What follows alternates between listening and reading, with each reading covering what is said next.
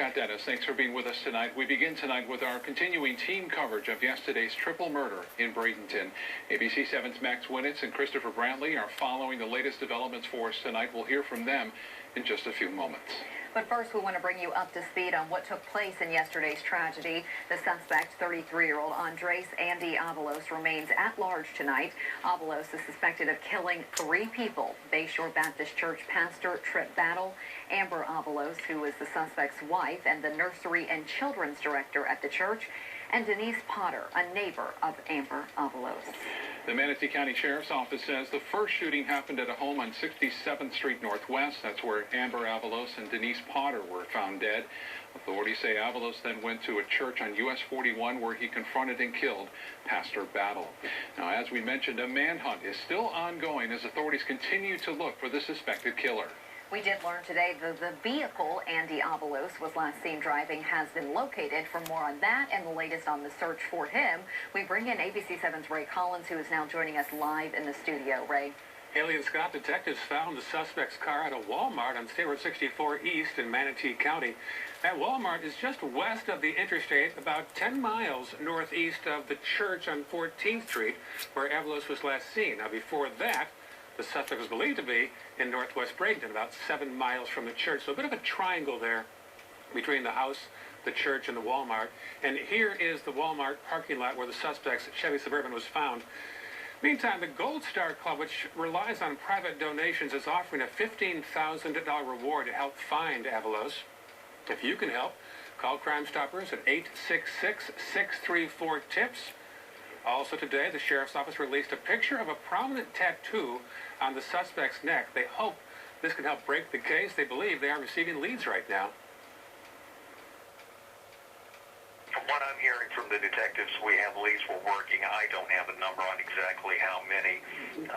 We do have people that are providing some help on this. In fact, the suspect's family is trying to help find him as well. So far, no arrest, no sightings. An update next hour or before if events change. Haley and Scott. Thank you, Ray. Family, friends, and neighbors today, of course, mourning the loss of these 3 victims killed yesterday. ABC 7's Christopher Brantley joins us now live from Bayshore Baptist Church with reaction from the community tonight. Christopher.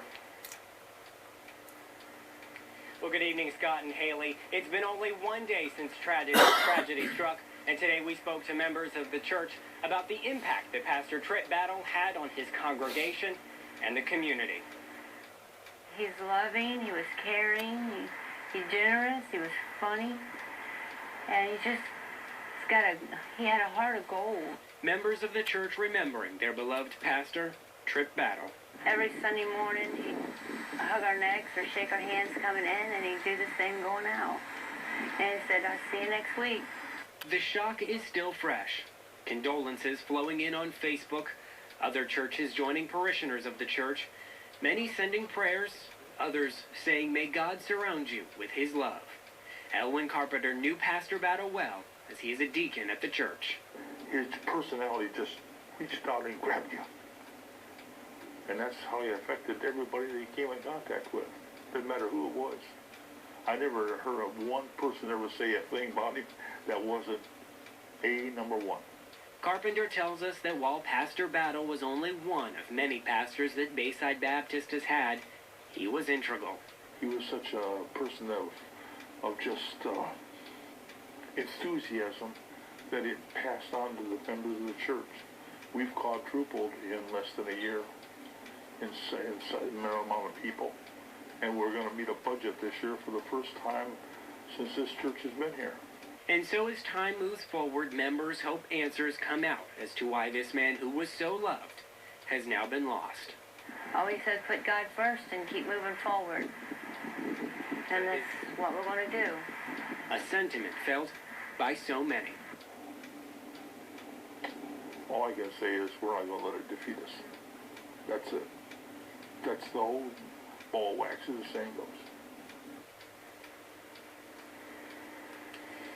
And so many heartfelt condolences from church members. And just to reiterate the deacon's words, he says that they will not let a tragedy like this keep them down. He says that they will continue to preach the gospel just as Pastor Tripp would have wanted. And that's very evident because, as they tell me, church will continue as normal on Sunday morning.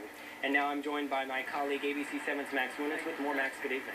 Chris, thank you very much. Yeah, just a few miles north of where we are here in Bradenton. Mourners also gathering tonight inside of that home on 67th Street Northwest, the same home where Miss Potter and Miss Avalos were discovered deceased yesterday afternoon. And inside of that home, as we speak, Amber's 4 sisters. They have been there all day long trying to make sense of this tragedy, trying to figure out why somebody would kill the mother of 6 children. We did speak with the oldest sister, Deanna, today. She tells us that she believes Andy Avalos suffered from a drug addiction problem, which may have caused him to do something like this. Deanna also spoke about her sister's life. Take a listen. She was the most giving, strongest person I've ever met in my life. She gave to others more than herself. She loved her 6 kids more than anything in the world. She would do anything for them. She was the hardest worker I've ever met. Now back out here live, Denise Potter also leaves behind a couple of children. We asked Deanna about Denise and what her relationship was to Andy, if any at all. Deanna tells us Denise was just in the wrong place at the wrong time. Denise worked with Amber as a cleaning lady every Thursday afternoon. We're reporting live tonight in Bradenton. Max Winitz, ABC 7, your Suncoast News. Thank you, Max. We also want to remind you can follow the latest developments of this story on our website, mysuncoast.com, as well as our social media pages. In other news tonight,